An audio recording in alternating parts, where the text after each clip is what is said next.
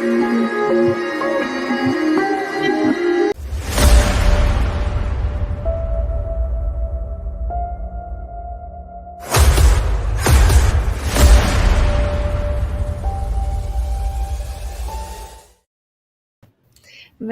guys. Here we are again at the third Global Empowerment Summit, the third weekend, all about leadership, digitalization, sustainability, all the topics that are all around now the world. And it's a good thing to explore with now I can say 127 speakers in the in the 5 weeks that we have. And tonight I have someone very special, Jonscott.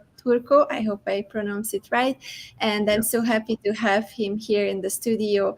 Hi, Jonscott. How are you? Hey, nice to see you. Tell a little bit about what did you do today? I'm in New York City today, so it's a bit early. This is not my first call, so I've been up for a bit. So I just landed back. I travel quite a bit for clients globally. Today, Sunday, I hope to have a little bit of time downtime. But as we all know, working all the time, especially you, because I see the updates and I'm saying, when does she sleep? It's incredible. So, but it's, honestly, it's a very typical reality for all of us in that, our work is global. Our work is without borders or time zones or any real natural breaks, because opportunity is happening everywhere. And it's our choice to take it. True, and we have strategies. I mean, everyone knows that when we do these events, then it's a marathon. I am working constantly for, I think, more than 6 months, preparation and everything included, and then of course the live streaming. But then after that, you can use what you have for helping other people. You can spread all this amazing knowledge. This is an amazing, huge knowledge base, and that's just makes it worthwhile to sit here all the time. Good. Well, we all appreciate your efforts for sure. Thank you for showing up and being here. I'm also appreciating you, Jonscott. And before we jump into your topic, I would like to also ask you to introduce yourself a little bit. So who is Jonscott? What is your purpose? And also a little bit of personal and professional background. Sure, I appreciate it. So my name is Jonscott Turco. I'm from New York. I grew up here and started traveling internationally in my teens in earnest, and really had my mind open to all the different ways of thinking, working, and living. So as I became a bit older, I got into really curious sense as to why businesses and leaders behaved the way they did, structured organizations the way they did, and how things could be better. So this goes back quite literally 30 years ago. So I've been doing this for quite a bit, from a nascent, new grad after undergraduate school, and learning and growing. And as I always say, I think it's interesting. There's only really two kinds of people I've ever met or worked with or know in the world. And they're either open, and I like to say they're open, or they're closed. And you can tell in interviews and conversations, right? If you hear people say, I'd never heard of that before, that sounds really unusual, they'll either lean in, almost sometimes literally, or they'll lean back. So pay attention to the people you talk to, because whether they're ready to receive information and share freely, they're engaged, and they tend to literally show this with their body language, or they lean back. So I'm an organizational psychologist. I've been doing this for a very long time. I've been teaching university for 28 years as well. I help organizations and their leaders create courageous cultures that improve engagement, drive innovation, and grow bottom line success. That's the genesis of Humanix. And then Core 3, my new entry into the Web3 space after the last year and a half, is focusing on the core elements of your business to go from Web 2 to Web 3 from a leadership, structure, and strategy perspective. So that's a little bit about me. In professional sense, I'm a father of two. My kids are in their mid-20s, which is bizarre to say out loud. And they're out in the world doing their thing and living life, and they are, I'm very happy to say, they're citizens of the world as well. So they've traveled, experienced diverse cultures, and I think it is truly the greatest education is to immerse yourself in different cultures around. So it's an important thing. Hey, Al. Hi, Al. Hi. So that's a little bit about me. Love it, and love that you put everything together and you made it so strategized. I mean, you have so many fields and so many hats already. I mean, all the speakers and everyone I talk to, it's like, I do this, I do that. And they ask me how I do it. And then I'm asking back, and you, how you do it? Because it's the same for everyone, just as you mentioned. It's We do true. what I we will can. say though, what I will say for sure is that, you asked about purpose, and for me, it's always been to kind of get to the core of what's happening, like to not get lost in the noise, and to really try to understand why, the why. Honestly, like, why would you do that? Why would you say that? Why would you write that? Why would that be the structure? Why would that be the model? And I find oftentimes that there's this weird abdication of responsibility to the group think, and so that's something I try to cut through in my work, is to say, let's just get to the core. Like, what's the real essence of what you're trying to do? How are you going to structure things in a way that's going to be effective? And then how are you going to do it so that, I have to be honest with you, I've been on my own for 12 years almost, in my own businesses, and I still have the greatest time. I mean, I love what I do. I love my clients. I love meeting people like you and participating in events like this. So, I'm having a fantastic time, and I think it's an important aspect of life that too many people push to the side or actually literally just totally ignore. So, I have fun every day. I love what I do. People who work with me can easily tell I'm excited about the work I do. And I try to balance it out, with time and effort and stress, with self-care and mindfulness and other practices that keep me balanced, ideally. Ideally, yes, that you have to put this in the end.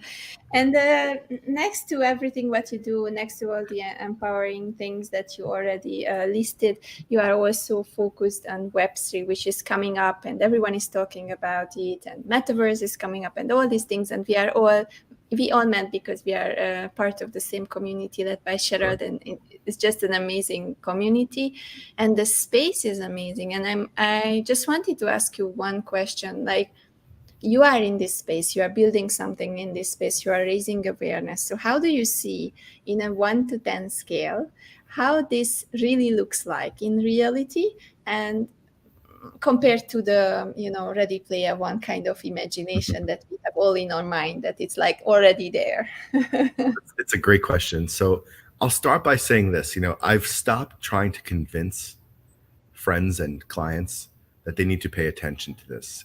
And what I've started to do, and I encourage anyone seeing this, is to go to YouTube and search for an interview David Letterman did here in New York with Bill Gates in 1994. There's a 2-minute long clip of the video where Gates is trying to explain the internet to Letterman. And Letterman's making jokes, what about the radio? What about a tape recorder? And I just send that to my clients and friends, and they're like, all right, okay, I get it. Because watching it now is hilarious, because it's a ridiculous perspective to question whether the internet is viable. And I am old enough to know my first job after graduate school, we had a big meeting about, and the subject matter was literally this: if, keyword, if we were going to get the internet. It was, is it a thing? Do we need it? Is it just hype? Is it just stupid? Is it unnecessary? Why do I need email when I have an envelope that everyone can write their name on and cross out and send inter-office mail with? I'm not sure if anybody watching this is going to remember that one. But, so I think that on a scale of 1 to 10, I think people and everyone is going to be impacted by this. 10 out of 10, no problem. It's absolutely coming. I've had clients and friends say, I don't really believe in it. And I say, well, it's not a religion. It's happening. It doesn't require your permission. It's underway right now. Your job and my job as leaders and people in the world is to decide whether we're going to break off from like the normal ways of thinking and look at new ways of thinking, working, living, or if we're going to continue on the straight linear path and then try to catch up. So from a business perspective, it's really tough, because I tell my clients, you can adapt and move and flex and be agile, or you can stay with what you've been doing, hoping that things don't change too fast for you to then catch up, which is a terrible business strategy. So I'm trying to bring people into the mix. Do I think the Ready Player One piece is coming? You know what I think more even than that is, remember Iron Man, the movie, when he's got like the AR, Yes. right? And he's like touching things. Like, I remember seeing that movie with my son several years ago. He was obviously much younger. And he goes, that's wild. I said, that's coming. And in many ways, that's already here. So I find it fascinating, when you look at even something simple like, well, comparatively simple, like I have friends and friends of parents, parents' friends who have had surgeries with doctors robotically performing the surgery from another country. So we're already branching into this reality in earnest. And I think the use cases are only going to grow infinitely. So the use cases for soulbound tokens, for NFTs, for DAOs, for really interesting governance models. Um, One of the real elemental pieces I find hilarious, honestly, and I said this recently on stage in Geneva, is the parentification in business is funny. So when my kids were little, I didn't have to explain myself to them when I said I needed them to do something. I'm like, it's because I'm the dad. Like this is what you have to do. Sometimes it doesn't require a further explanation. And when you have companies around the world, because this is happening everywhere, who had teams that worked remotely, that in many instances, not in all, but in many instances worked even more efficiently, certainly reduced their impact on the environment, weren't commuting, weren't stressing themselves out, weren't spending money on petrol, weren't spending time in traffic. And then you say, okay, the pandemic's gotten, past us largely, time to come back to the office. And I wrote an article on LinkedIn, you can look back on a couple of months back, and it's not the great resignation, it's the great why. Because employees want to be treated as whole people, right? They don't want to be told what to do top down. They want to, so please let me understand what the rationale is. And then I've often heard, well, we want our culture back. And I said, well, culture is not something that's static. I said, your culture is being defined right now by what you're doing right now, by how your structure is right now and going forward. You're talking about a historical culture, which is never to be had again.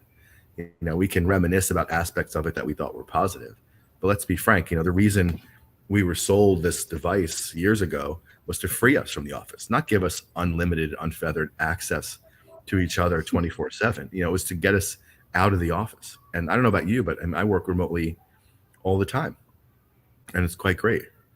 Yeah. Hey, Al, you want to laugh? Al, for real. I was in Belgrade giving a talk in the summer, and one of the guys who was there, he may see this at some point.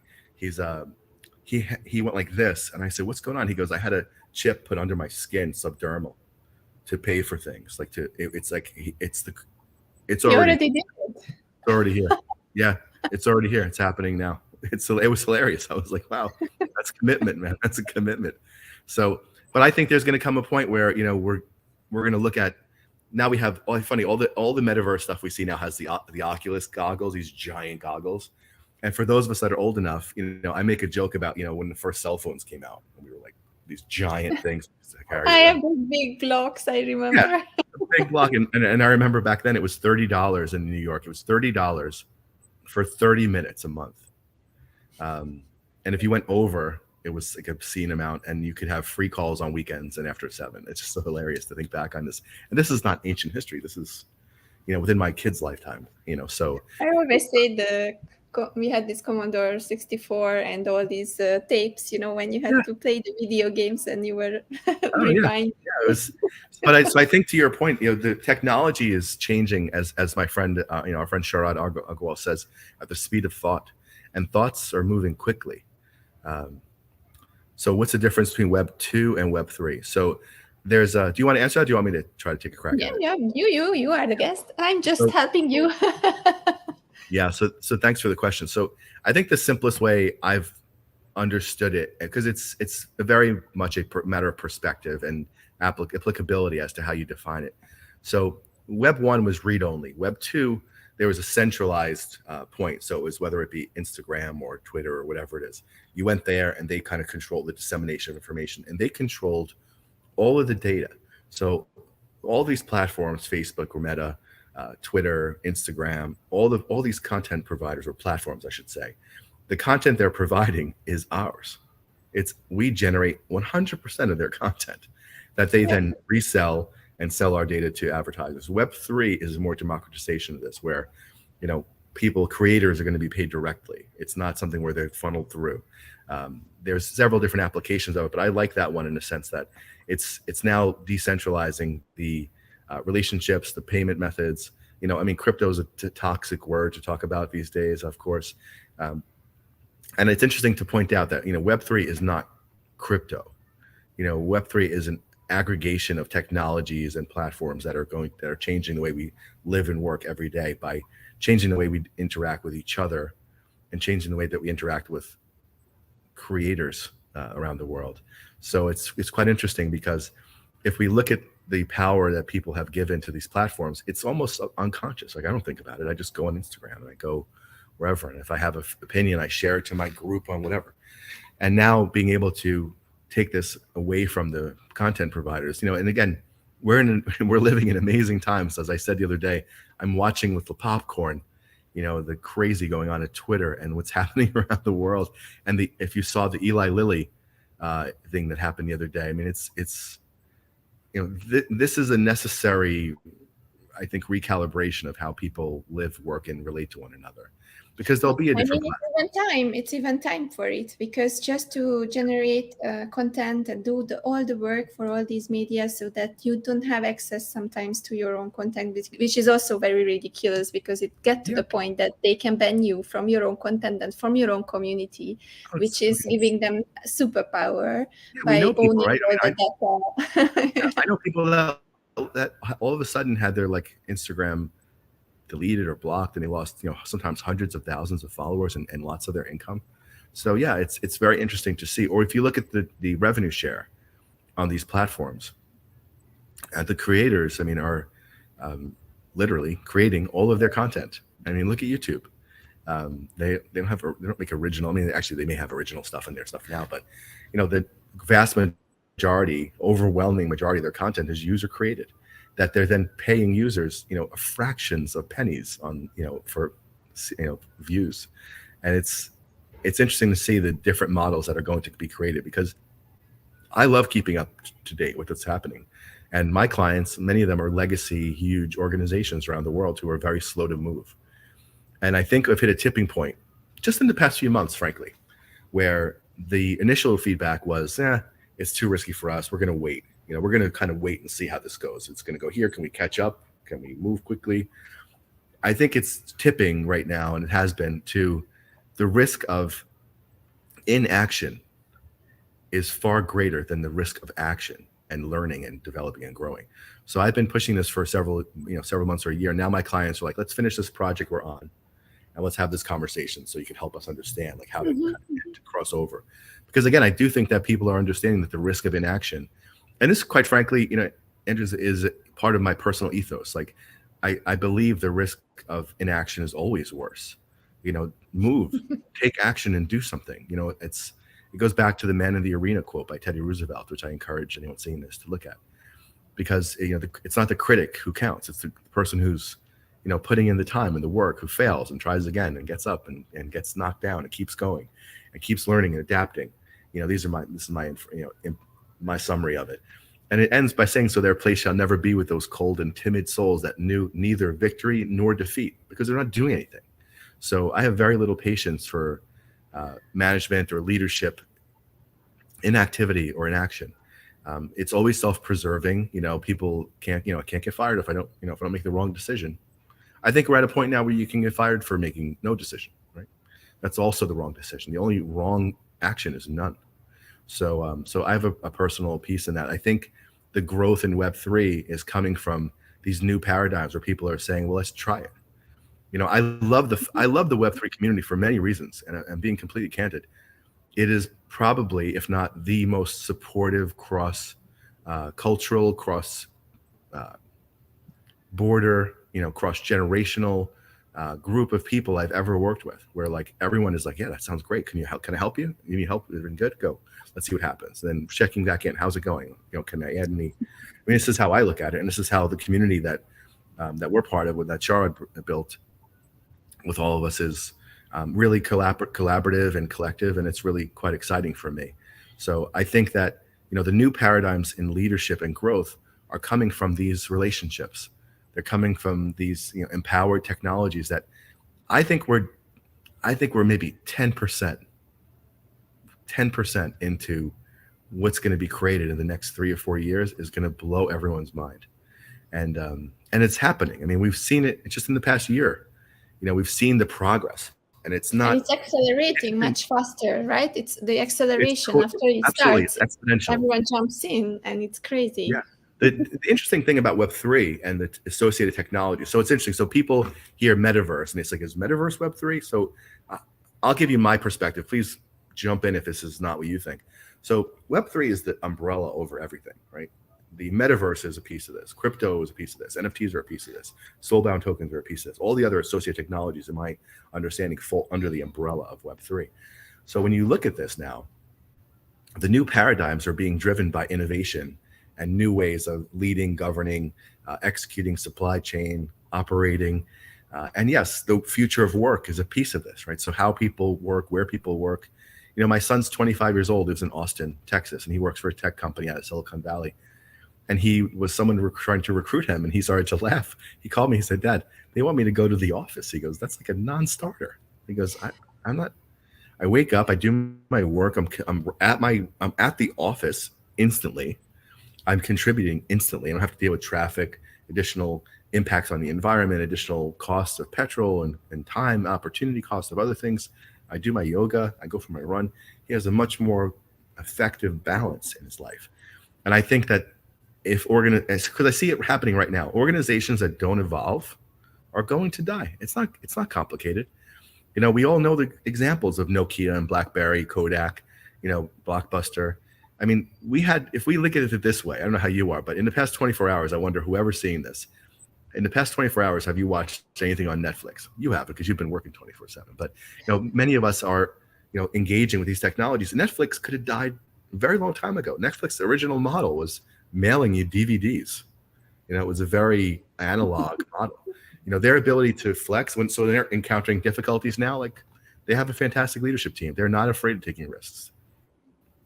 They're not afraid of learning from mistakes. I just say that it's just as like you, I'm fascinated. I'm fascinated by what's happening. I'm fascinated by the different generations, how they take it. And I see that there is a gap. So there's maybe something that we can help on that one. But the innovation part, I think it's coming from the excitement of creating something 100% new that has never existed before. And it's a free playground for now, for everyone who is now there, because later it will be not a free playground, it will be already set up. So now we are creating a parallel universe to our original lives, which we will be living parallelly next to each other, and we create our ways of balance to do that. I think it begs a lot of questions, and I think one of the important things to think about right now is that we are living with, using, and interacting with technologies and realities that, if companies don't evolve, won't exist anymore. So things that we are interacting with on a regular basis right now, the companies that own or deliver these services, if they are slow or don't move, they'll be gone. I don't care how prolific they are. If you told me in 2000 that Nokia would be gone from the mobile phone market, I mean, Nokia was the player. It was everywhere. Same thing with Motorola, so, and there's so many examples of these. So I said this, very provocatively the other day to some people, and I'm part of the Apple ecosystem. I mean, I'm talking to you on a Mac Pro.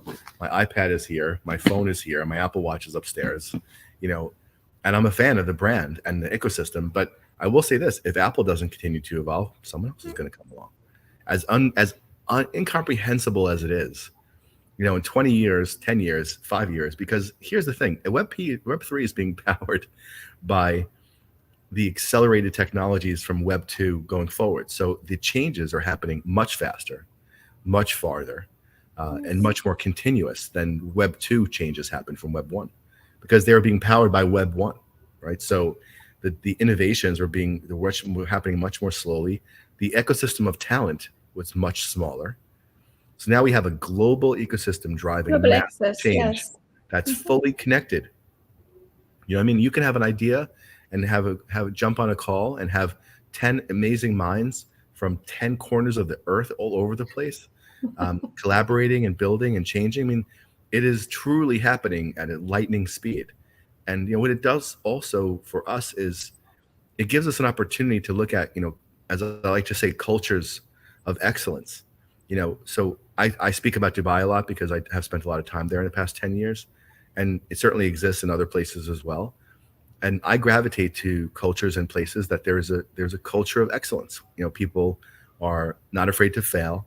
They're not afraid to think really bold thoughts, because it is the world-changing thoughts that we're in the midst of right now, without sounding like overly, Yeah, unintentionally. but it's not true, because everyone else who has world-changing thoughts have access to voice that. I mean, before this couldn't get, like, normal people normally cannot get access to people who are close to the fire, right? But through this, everything opened up. So you can get access to crazy high-level people and already talk to them. And you can also pitch your ideas. So Oh yeah. it's Yeah, it's incredible. And I think also, it goes back to risk, right? So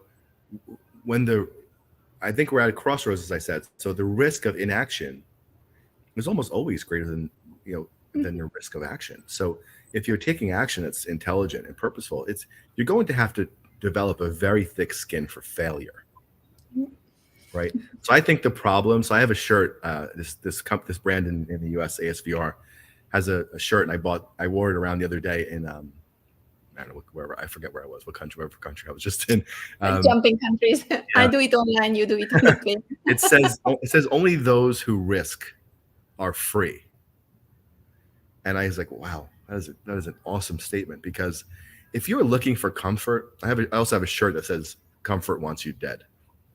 So if you're looking to live your life comfortably, and that carries into your business, how you work, how you exercise or don't exercise, how you eat, like how you live in a holistic way, it is a recipe for disaster. So the problem we have, and I can say that I'll own this myself, the problem I have, being a little older than most of the Web3 people I've met, is that my peers and people a bit older than me are the people running major organizations, and they have enormous amounts of equity and retirement income tied to the legacy ways of working, ways of leading. So I think that they're just trying to ride out as much as they can. Yes, I feel that. Right?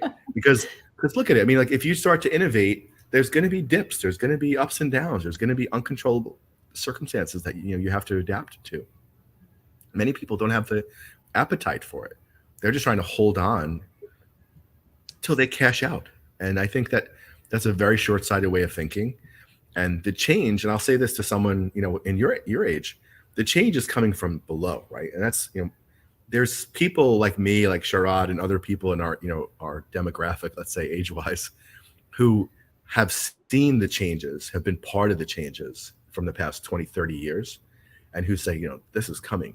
Please take our word for it, right? We know about change. We've adapted to change. I mean, we grew up in an analog world. The concept that I'm, driving through Saudi Arabia, talking to my kids in real time, live on my phone, is still incredible to me. Like, my 16, 20-year-old self would never have conceived of it. So realizing now that you were in Singapore, I'm in New York City, we're speaking real time right now, and we do with colleagues around the world all the time now. It's so commonplace. But I remember being in Hong Kong in 2009 and trying to plug in a USB camera to call my daughter, and it was just super horrible service. And and now it's just, now if we don't have Wi-Fi on an airplane, we're mad. Changing coins to put it in the phone. I mean, I can tell you very, very close experiences 3 years ago when I started this summit. There were no hybrid places. There were no event management platforms. There were no 3D metaverse spaces, networking, nothing 3 years ago, 2020. And now I interviewed 40 different event management platforms, and it's just the top of the bed. There are so many, and we're just scratching the surface, right? So I look at it this way, from a gaming perspective. So if anyone has seen like the original Atari games, like from the early 80s, right, the real rough graphics, like really rough, that's where we are with the metaverse and Web3 technologies now, relatively, right? So we're at this place of like just this genesis, and the changes are happening. I mean, just in the past 6 months, I mean, the changes that I've seen have been dramatic and accelerating, as we said. So I think that by 2025, the landscape that we're working in, we'll look back on this conversation in 2025 in this format, the way that it's presented, which is, by the way, really great. I mean, I really like the format. StreamYard is, looks like a very interesting platform, and this is going to seem antiquated and hilarious in 3 years. Because what will be happening if you've seen this. Oprah did these interviews where during COVID, where she was sitting in her garden, and someone was sitting in another part of the world. I was playing with Donkey Kong. I was playing with it. For sure, Al. And I didn't realize until I saw like the opening credits that they weren't in the same room. Like they were showing them on camera as like sitting next to each other in the same literal exact same space, but it was completely done with technology. It also raises tons of questions, right? So the authenticity of video with AI, the authenticity of someone's voice with AI. I saw holographic speeches. They were popping up. Yeah, it's incredible. It is. Amazing technology. So thank you so much. I think it was just an introduction, and you just made the audience very curious. I think that's the goal here, to make people more curious and to aspire them and inspire them to learn more, to educate yourselves and reach out to people who are already in the space. Don't be afraid to ask questions. And it's a very, I'll close by this. It's so exciting for me because the only person or people in the space that concern me are people who claim to be experts. No one's an expert in this. This didn't exist 5 minutes ago. So anyone who comes at this from like, I'm an expert in this, really, like, what were you doing 2 years ago? I love looking back on people's LinkedIn. Really, you're like an expert in this? Like, 2 years ago, you were like working at the Gap. Like, what are you talking about? Come on. Like, I understand there's different paces of learning, but, I think what I love about this is the democratization and the meritocracy that we're in, because no one knows everything. So when you have a community like Metashapers that Sharad has built, everyone is learning and sharing and growing and learning and sharing and growing. And it's super generative. It's super collaborative. That's a world and culture that I love. That's what I try to build with my companies and my clients, is a collaborative, generative place, because I believe in the win-win. And frankly, I think it's one of the good things about Web3 is that everyone's got an opportunity to really see people who are bad actors. So you can meet people and kind of like raise little flags in your brain and then say, I'm going to do a little homework and how they've interacted with people in in the Web3 community. And whether or not they're people that you want to continue to work with or not, that they're, the changes are coming fast. And I think the accountability is coming fast. So just stay open and curious. I think that's my, my final piece. Like, stay curious, keep asking questions. Nothing is set in stone. And Steve Jobs said this, all the things you take for granted as amazing were created by people no smarter than you and I. They're people who are just curious and asked questions and took a leap and tried something that failed. They knew there was a high probability of failure, and they tried anyway because they learn. I don't think failure is something people understand. The only time, and this is a quote from I don't know whom, the only time you really fail is if you quit. If you keep going, you keep learning, you keep adapting. That's not failure to me. Those are lessons. So it's our job as leaders and our job as just citizens of the world and soon to be, if not presently, metaverse, to keep learning and keep asking questions and keep asking why. Simon Sinek's, the great, the golden circle and the power of, asking why and asking what you're about. I don't work with people I don't feel as if are looking also for the win-wins, and I can tell it. I went to a meeting last week and I'm like, no, they're a taker. I told my friend, I'm like, they're a taker. They're not trying for collaborative wins. Like, they're looking to see what they can get and then run with it. I'm like, I don't choose to subscribe to that type of working partnership anymore. Because I think that this Web3 is a generative, growth-oriented, collaborative, supportive community. And if you're not part of that in that manner, all those manner, then you're out, in my opinion. And people can tell. So do the right thing, try, risk, fail, keep going. And when it comes to leading your teams and people, be open, see the person as a whole person, and ask yourself, you can't demand compliance from your team and call it engagement from your employees. Think about that, right?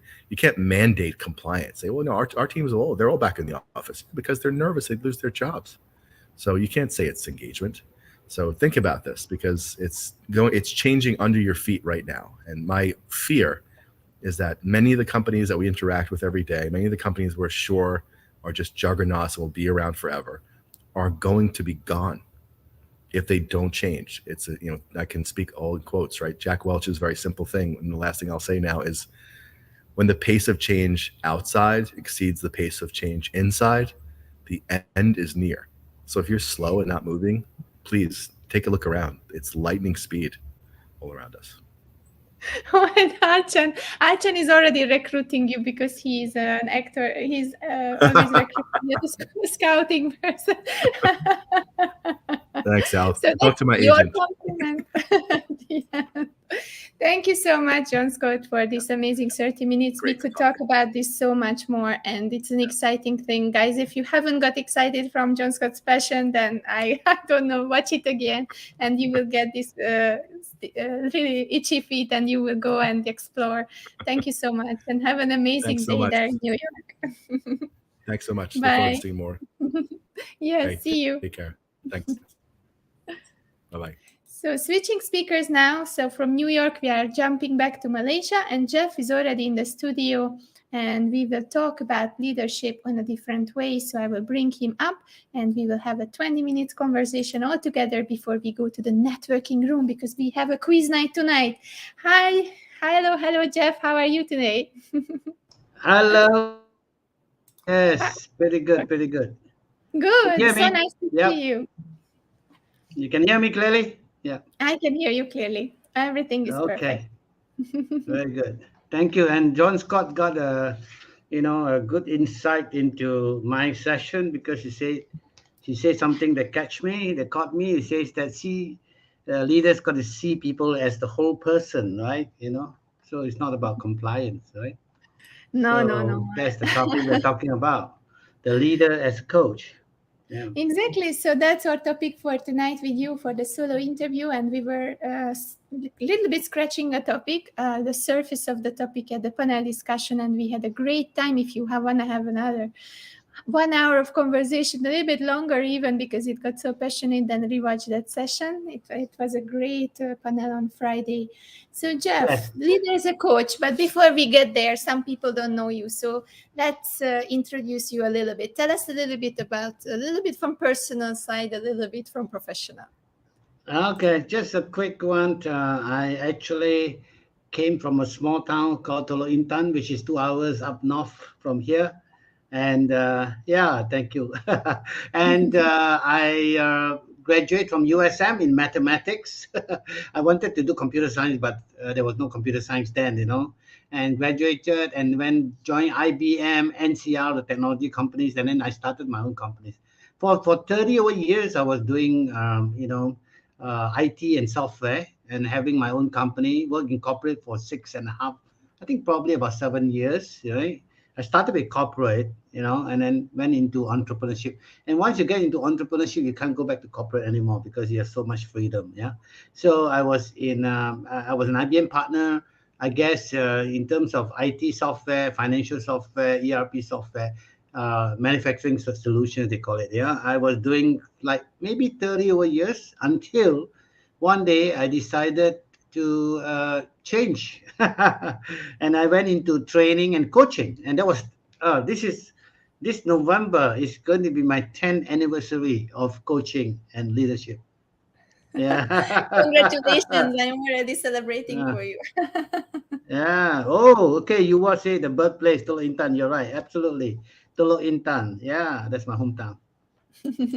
So very, very nice to get to know you a little bit more and your background. And we have an amazing topic today. So let's just get right into it, because we have not so much time on hand. So the leader as a coach.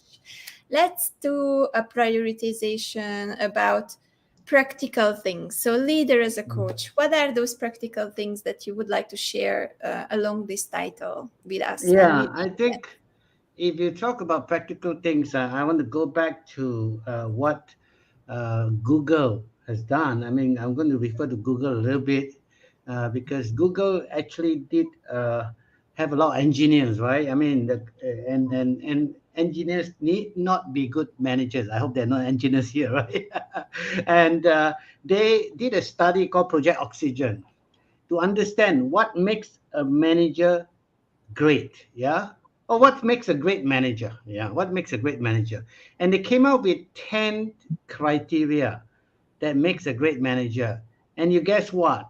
The top two criteria, the top two items were: a great manager is a good coach. A great manager, number two, that's number one, right? Number two is a great manager does not micromanage. Yeah. And that is also related to coaching in a way of empowering people. Yeah. And number five was like a great manager listens, you know. So with that study, Google went on coaching culture transformation. They actually hired a director of coaching, and the rest is history. Yeah. So that was Google, right? And that is the practicality of it, right? In terms of they understood what happens and implement it, you know, and implement it in across the board. Yeah. So for me, the practical aspect of it is that I would say I've been doing this for 10 years now, and I do a lot of workshops and stuff like that. I can see, you know, right there when I'm coaching one-on-one on leadership behavior and in terms of their behavioral change, as well as they became a more coach-like, you know, coach-like. We don't expect them to be a coach, you know?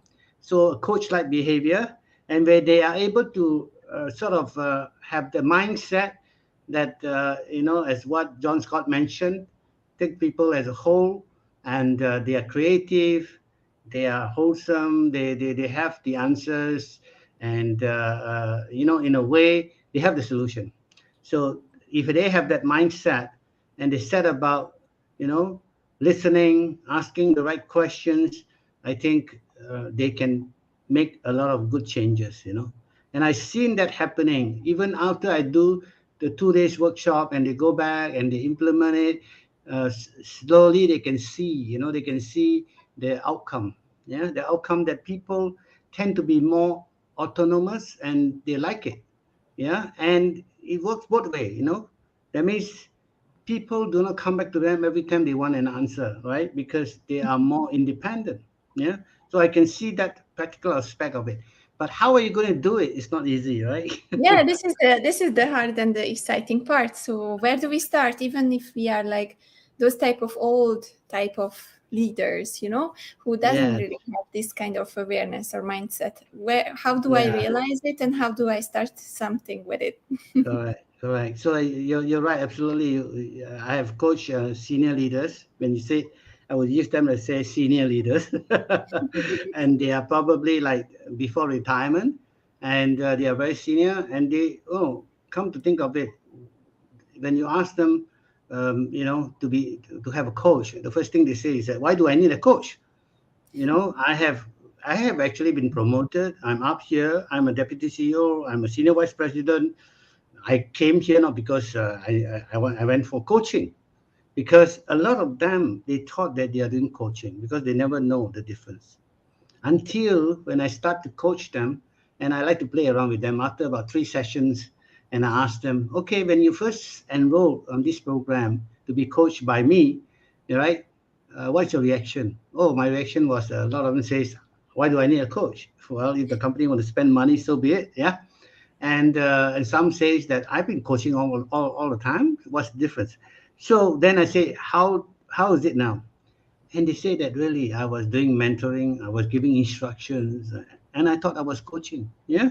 So they don't know the difference.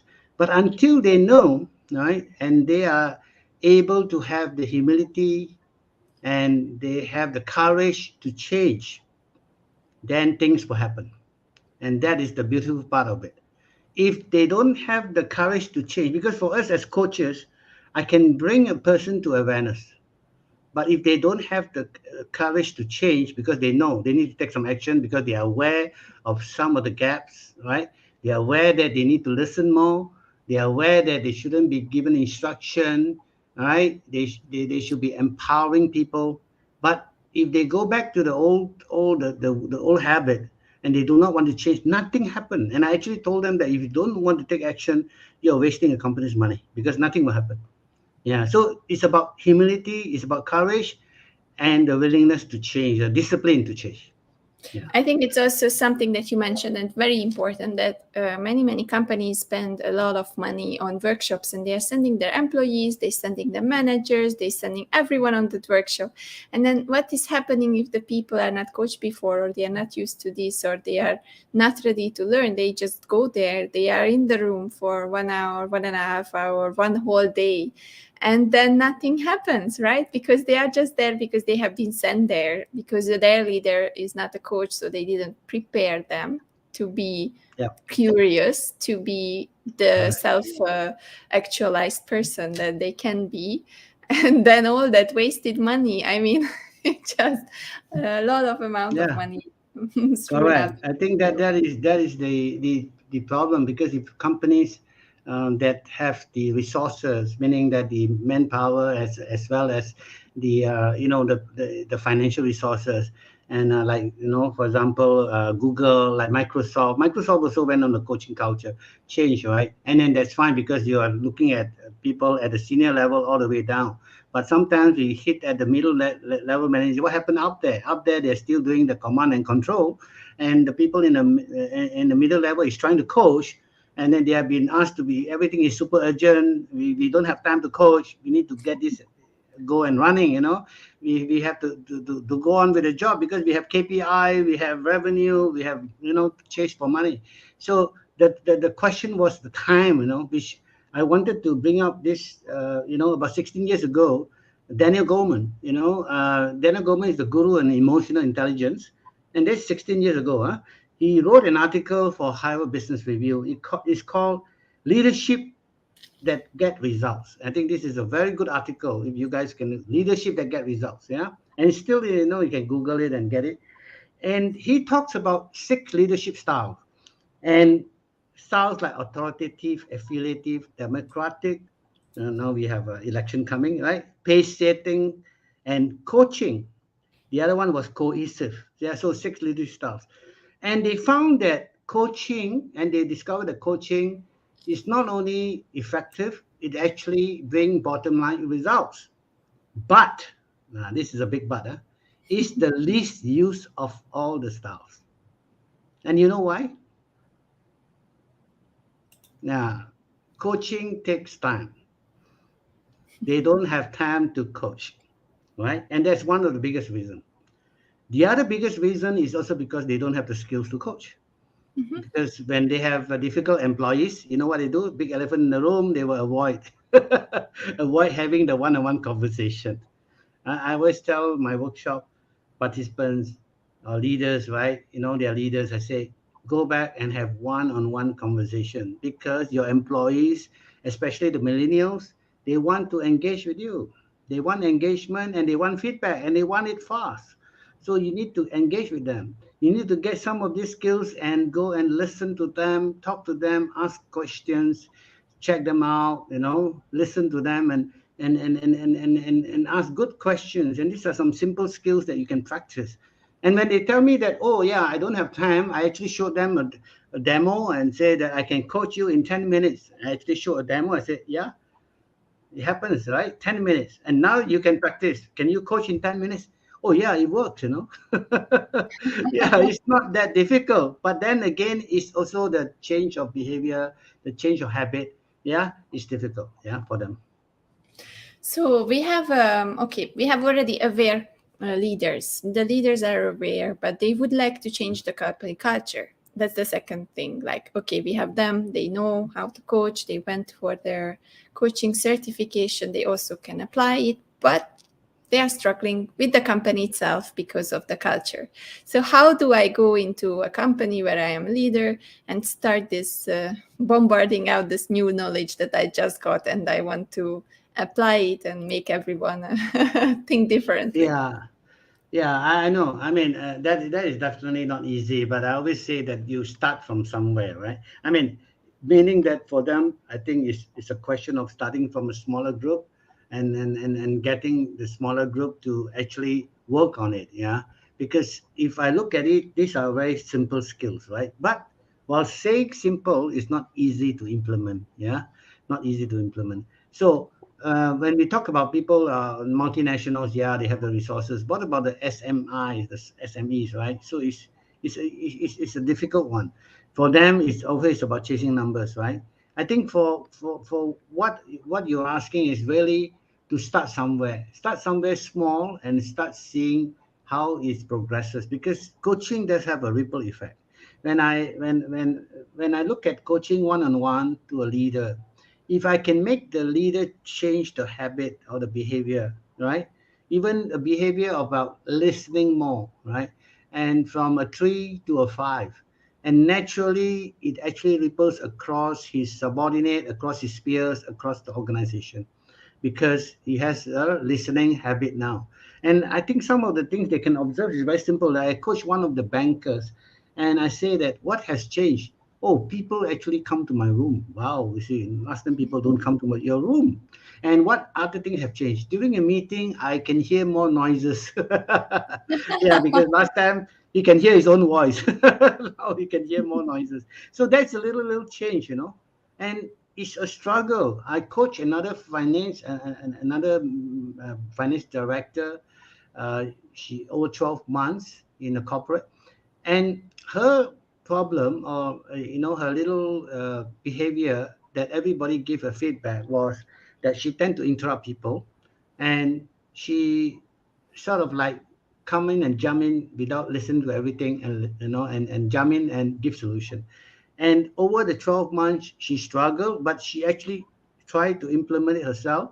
Her immediate managers, which are more experienced, 10 years, 15 years experience, they take up very fast, because they know that you give me independence, I'll work on myself. So I don't need to talk to you. So that helps. But the 2 levels down, the people are always looking for answers. So she struggled with them. She said, I struggle with this group because they are always waiting for me for answers. Because for 20 years you have been giving answers, right? What do you expect? Yeah. But she actually changed, because she actually have a mantra. She says that, no, I mean, seek to understand. That's a mantra. Oh dear. Yeah, here. Okay. I'm here. Yeah. So seek to understand. Yeah. Seek to understand, then to be understood. That's a mantra. So every time she actually slows down, let people finish and all this thing. And it works. People have seen her change over a period of 12 months. 12 months. At the end, they gave her, wow, significant change, major change. But not every time we coach somebody who can make that kind of major change, okay? Yeah, it's little change that will help. So start with something small and then it grow. Yeah. Okay, so start somewhere. That's something that we can do, and also learn a little bit more about it, find out people, role models that you can look up to, and be open to all these things around and learn more. Yep. Otherwise, we are already I'm continuing the timeline because we started like that. So we are already in the culture, and we are starting to do little changes. Everything is happening. How do we make sure that we maintain that change so it's not falling back? Because there is a very quick, big project that we just have to start. So everyone is forgetting everything about all the coaching tactics, and they are going back into problem solving or Yeah. So I the think mode that when they don't have thoughts. exactly. Next to it, Yeah. Coming from what you say is that there are a couple of things that they can do. One is not a one-off solution. That means it's not a one-off, meaning that you cannot just do a 2 days program and say, wow, this is going to work. No, it has to be a regular program spread over months, right? And spread over months, and you need a champion to actually help, the organization, either external or internal, to help you to get through that. And it cannot be done overnight.